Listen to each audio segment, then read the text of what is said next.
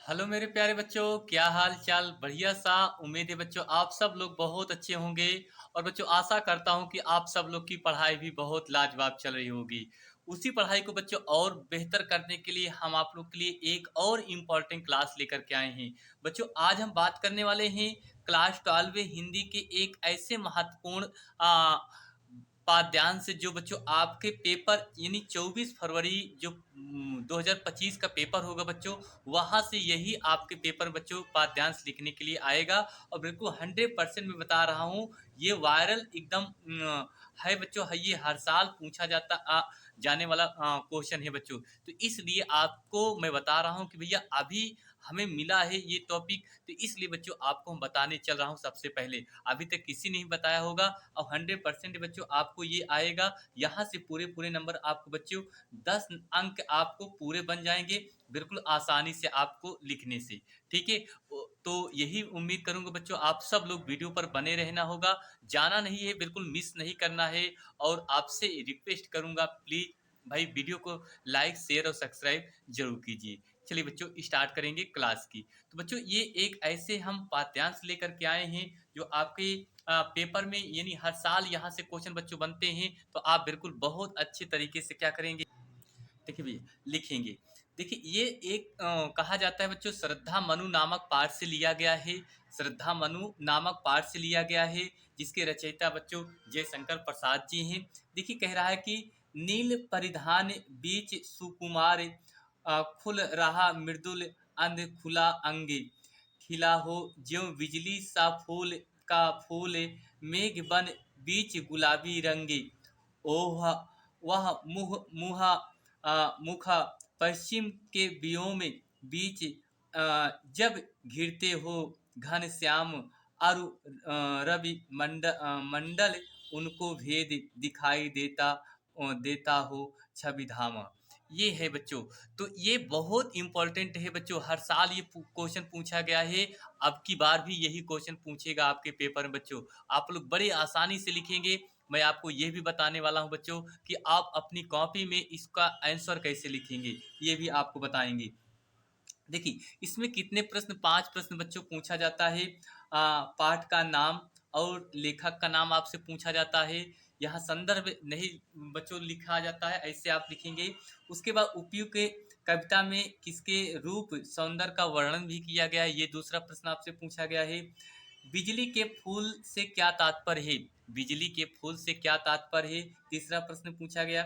चौथा प्रश्न बच्चों कहा जा रहा है कि उपयुक्त के काव्यांश में कौन सा रस है, इसमें कौन सा रस है, ये भी आपसे कहा गया है।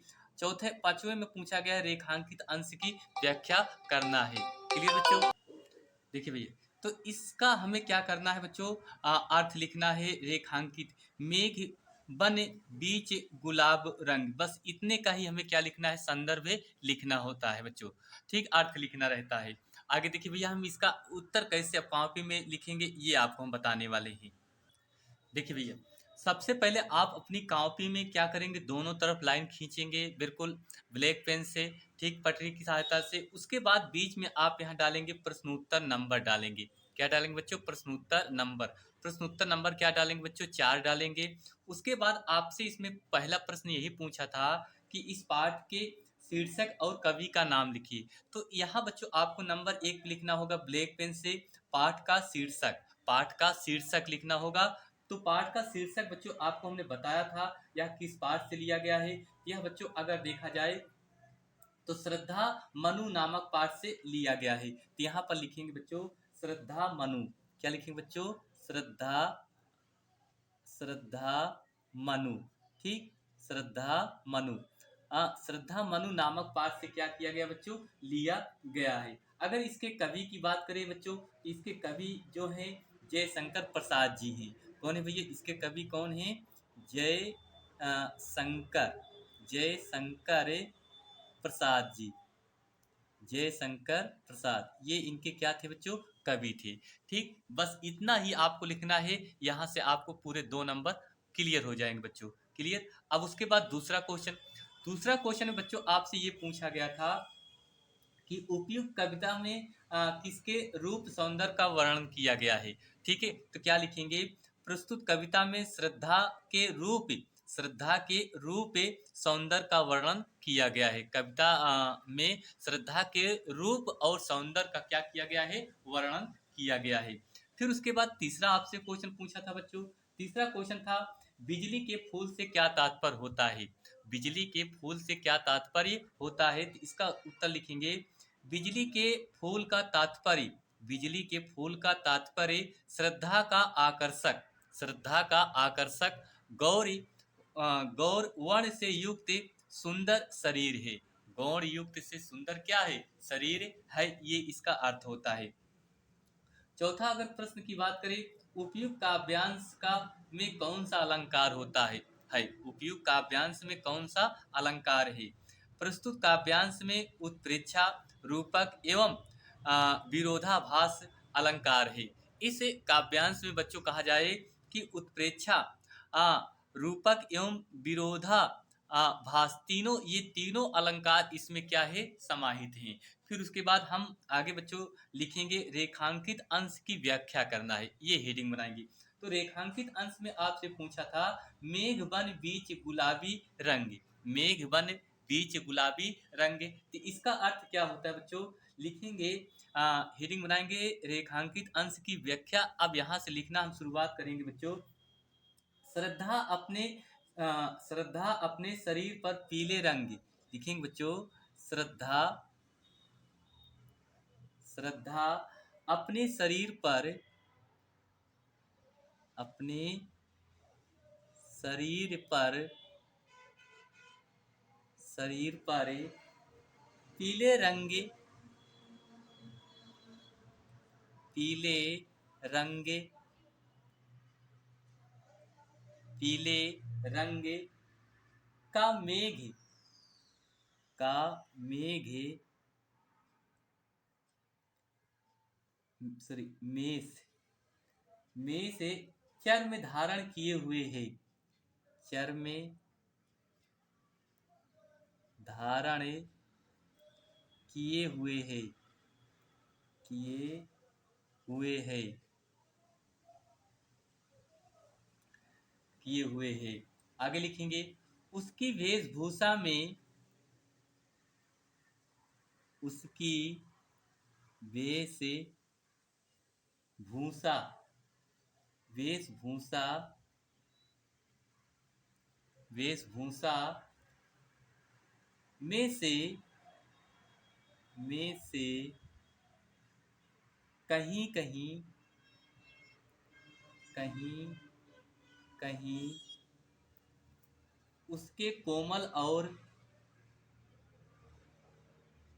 उसके कोमल और सुकुमार,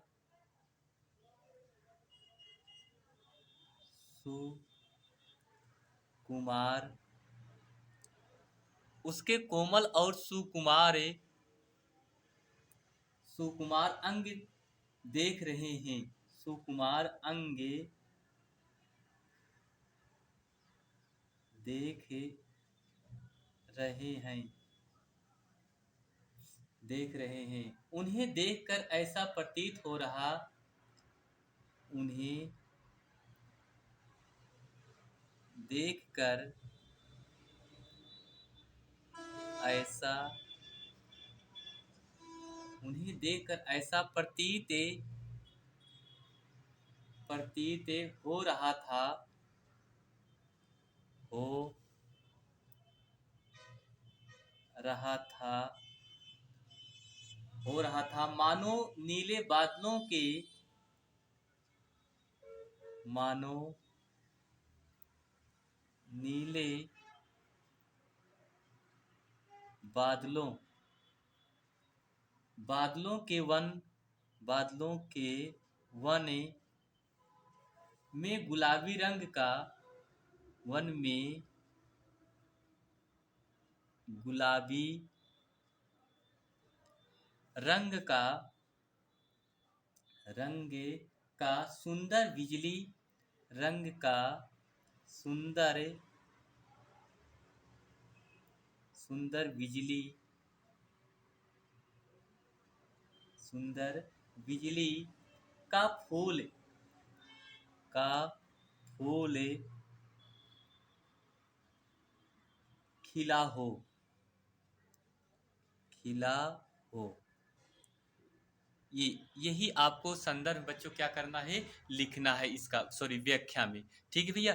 देखिए एक बार फिर से मैं पुनः रिपीट कर देता हूँ। श्रद्धा अपने शरीर पर पीले रंग का मेष चर्म धारण किए हुए है। उसकी वेशभूषा में से कहीं कहीं उनके कोमल और सुकुमार अंग देख रहे हैं। उन्हें देखकर ऐसा प्रतीत हो रहा था मानो नीले बादलों के वन में गुलाबी रंग का सुंदर बिजली सा फूल खिला हो। ये है बच्चों। ठीक मेरे भाई, अगर आप लोग इतना लिख देते हैं, बस देख लीजिए एक ही पेज में आपको पूरे 10 नंबर बन गए हैं। ठीक है। और बच्चों ऐसे ही लिखना है मेरे भाई, आप सभी छात्रों से। और गुजारिश करूंगा कि आप सब लोग ऐसे ही तैयारी कर लीजिए। उम्मीद करता हूँ आप लोग को ये क्वेश्चन अच्छे से क्लियर हो जाएगा। ठीक, तो भैया बस इतना ही। मिलते हैं अगली और एक शानदार क्लास में। आप सब लोग तैयारी को खूब बेहतर करिए। यही आप लोग के पास एक अच्छा सुनहरा सा मौका है जो आपको कुछ कर दिखाने का। तो बच्चों बस इतना ही। मिलते हैं अगली क्लास में। आप सभी छात्रों से धन्यवाद देता हूं। आप लोग अपनी पढ़ाई को खूब बेहतर करिए, यही हमारी शुभकामनाएं आप सभी छात्रों के लिए। Thank you. आप सभी छात्रों को बहुत बहुत दिल से धन्यवाद।